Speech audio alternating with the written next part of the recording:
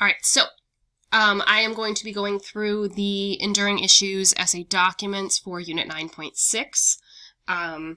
It would be a good idea if, while I am looking through this, you also had your organizer open, just like we would in class. So you'll notice that I posted materials to Google Classroom, and if you go to that, we have the Enduring Issues chart that just has a few of them. It seems to have much less than the one that I have in class. I'm not quite sure where the other ones went. The Enduring Issues organizer, and then this will set you up for writing your introduction. So you should probably get your organizer open so that you have that ready to go as I chat. All right, so let's look at document 1. It says, Plutarch, who lived from 46 to 120 CE, was a Greek writer who lived during a time when the Roman Empire ruled Greece. He wrote many works about ancient Greece, including the excerpt below about the Spartans. In this excerpt, Plutarch describes how Spartan boys were raised. He used ancient Greek sources to write this text since he lived after the time period he describes. Okay, so this is a secondary source. They learned to read and write for purely practical reasons, but all other forms of education were banned from the country. All their education was directed towards prompt obedience to authority, stout endurance of hardship, and victory or death in battle. They always went without a shirt, receiving one garment for the entire year, and with unwashed bodies refraining almost completely from bathing and rubbing down. Ew. The young men slept upon pallets, which they themselves brought together by breaking off by hand, without any implement, the tops of reeds which grew from the banks of the Eurotas. It was the custom that the younger men should be questioned by the elder as to where they were going and for what, and also the elder should rebuke or scold the one who did not answer or tried to contrive plausible or make up reasons. The boys steal whatever they can of their food, learning to make their raids adroitly or cleverly upon people who were asleep or careless in watching. The penalty for getting caught is a beating and no food. The dinner allowed them is meager or small. They may be compelled to be daring or dishonest, in this case, by stealing. This was the object of the starvation diet. It was meager both for the reasons given and purposefully so that the youth would never become accustomed to being satisfied, but to being able to go without food. For in this way the Spartans thought the youth would be more serviceable in war if they were able to carry on without food, and to put up with the plainest diet, so as to be able to consume anything that came to hand, and they thought made the young youth's bodies more healthy, and they believed this practice caused the bodies to be thick and strong, to grow tall. Okay, so they only learned to, this is in Sparta, remember, the boys only learned to read and write for practical reasons. They couldn't be educated in any other way. They received just a shirt. They slept on hard pallets. They should always be listening to their elders and being honest to their elders. And they would try to steal food because they were not giving much food. The reason for that being they could get used to basically being starved. Okay, so what enduring issues do you see in this document? All right. It's also helpful to note that this is ancient Greece, okay? So when you talk about, like, your introduction, you'll say this enduring issue is a significant issue because blah, blah, blah. As shown in, this would be ancient Greece, right? That's the place and the time period. Okay. So take a couple minutes. You might want to pause and get some information down and write down the enduring issues you see in this document. All right, document 2.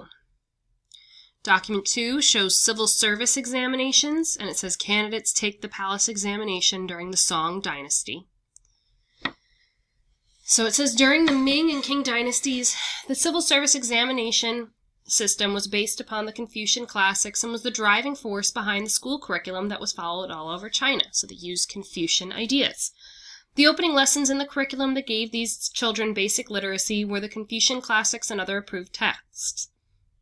The Confucian lessons and texts that young boys learned in school were very important for their success later on because those lessons were the basis for the exams that they would take later in life. So the exams focused on the Confucian ideas they learned in school. The civil service examination was an important vehicle of social mobility in Ming and Qing China. Even a youth from the poorest family could join the ranks of the educated elite by succeeding in the examination system. This hope for success in the examinations depended only on one's ability rather than one's social position, helped circulate the key ideas of Confucianism concerning proper behavior, rituals, relationships, etc., through all the levels of Chinese society. The hope for social mobility through success in the system was the motivation for going to school in the first place, whether one was the son of a scholar or a farmer. But even for the farmer's son who did not do well enough to take the exams even at the lowest level, going to school had the major payoff of working literacy, and this literacy was acquired through the mastery of the same basic texts that others who went on to pass the examinations at the highest level also studied. In accordance with Confucian principles, girls were not educated or allowed to take the civil service examinations. Okay? So they essentially learned about Confucian ideas in school, and then they would take these civil service exams. If they did well, then that meant that they could move up in society. So they were very motivated to do well. So take a second to pick out the enduring issues here and write a little bit in your organizer. Document 3 talks about the Hitler Youth. There are 3 pictures. This first one says Hitler Youth performing the Nazi salute at a rally in Berlin in 1933, so pre-war. This one says poster, and it says Youth serves the leader, all 10-year-olds into the Hitler Youth. So as soon as a boy turned 10, he became a member of the Hitler Youth. And this one has Hitler Youth at a rifle practice circa 1943. Okay. In the 1930s and 1940s, Germany was ruled by a party called the Nazis, who were led by a man named Adolf Hitler. The Nazis believed in a racist ideology that stated that Aryan people who were white and had blonde hair and blue eyes were the master race, and that all other groups, especially Jewish people, were the enemies of the German state and should be eliminated from society. One tactic that the Nazis used to achieve their goals was called indoctrination. Indoctrination is the process of teaching a person or group to accept a set of beliefs. To indoctrinate young people in Germany, the Nazis changed what students learned in school, used images to communicate their ideas to children, and created organizations like the Hitler Youth. The Hitler Youth was an organization for boys similar to the Boy Scouts in the United States, but their aim was to teach young men to hate Germany's enemies, devote themselves to Hitler and the Nazis, and learn skills that would be useful for going to war. Girls were a part of the League of German Girls, which taught the values of the Nazi Party and prepared young women to become future wives and mothers. Children were required to join these organizations starting in 1936. Okay. So, what enduring issues do you see in this document? And give a little bit of a summary. So, I'm just going to go through my thought process here. I'm already seeing in documents 1, 2, and 3, we're talking about education and, essentially education and how one is raised in ancient Greece, education in the Ming and Qing dynasties, and education and indoctrination of the Hitler Youth in Nazi Germany. So I'm already seeing that pop up, and that's not an enduring issue that we often face. I will take a look and see. Just looking at these. I could see that being like desire for power. And then kind of like impact of ideas and beliefs. Because this is like impact of education or impact of beliefs of what's important to learn. So, things you can think about. So pause if you need a minute. All right, then we'll look at document 4. Document 4 says the Red Guards. And in this picture it says, the Red Guards on a cover of an elementary school textbook from 1971, holding the Little Red Book, a book of quotations from Mao Zedong that members of the Red Guard memorized, recited from, and carried with them at all times. In 1949, the Chinese Communist Party, led by a man named Mao Zedong, took over China after a long civil war. In 1966, Mao Zedong declared the start of the Cultural Revolution, 1966 to 1976. The goals of the Cultural Revolution were to replace traditional Chinese culture and ideals with the ideals of Mao Zedong and the Communist Party. Mao relied on the youth to carry out the changes he wanted to see in the country during the Cultural Revolution. Instead of a traditional Chinese education, teenagers were turned into Red Guards, enthusiastic patriots who wore green military jackets with red armbands and were given power to carry out Mao's orders. The government tasked the Red Guards with attacking the four olds of Chinese society: old customs, old culture, old habits, and old ideas. In response, the Red Guard destroyed old books and works of art and pillaged museums. Red Guards attacked many temples, shrines, and tombs, including those devoted to Confucius and a Ming emperor. Actions against historic sites and symbols turned into violence against individuals that Red Guards identified as counter-revolutionary. Often this meant that children accused their teachers, professors, and family members of not being patriotic enough, which led to their public humiliation, torture, and sometimes murder. For example, the Red Guard committed mass killings in Beijing and other cities. Though difficult to confirm, it's estimated that 1 million or more people were killed and tens of millions were persecuted by the activities of the Red Guards. Okay, so again, I'm seeing kind of like this belief system and how young children are taught using this belief system in communist China. So, just really quickly, going back, because I didn't get a chance to, I didn't mention this. So, I don't know if I said this. So, we could talk about during when we were talking about like the time, place and time period, we could say in China during the Ming and Qing dynasties. This one is in Nazi Germany. And then this last one is in China during the Cultural Revolution. Okay.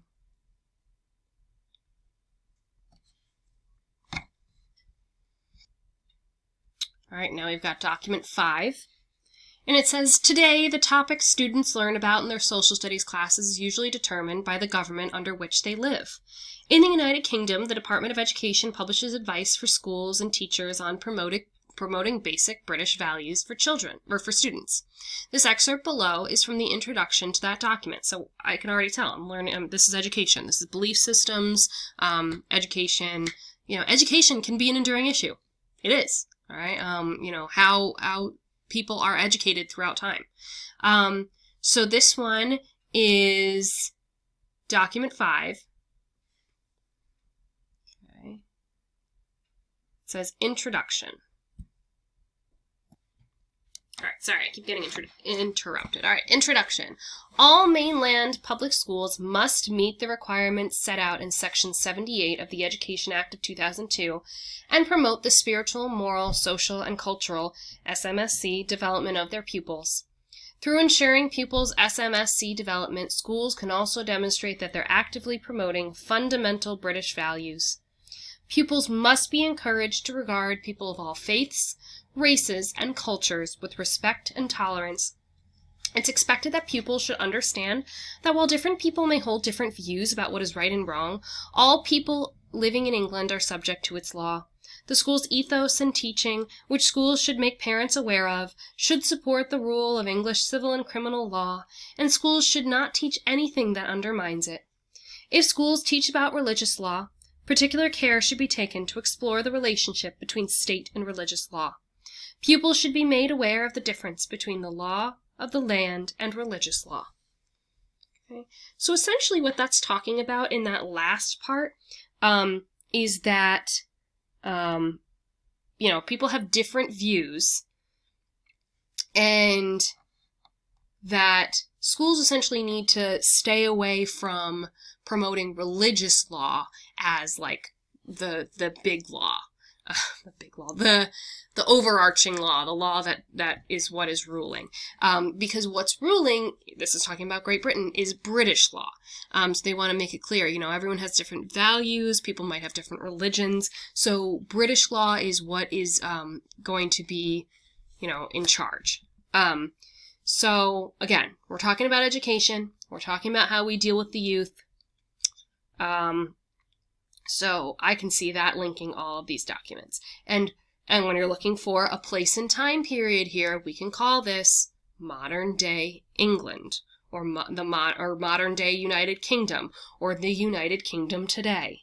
Okay, this is a great way to relate to what's going on today. Make that link to the current times. You can also link to, what you learn in school. All right. So, we could say that in the United States, you guys are taught, you're taught about, science and social studies and math and, English. Okay. You're taught English because it is the language that most of us speak in this country, and we're not taught, you don't take religion classes, right?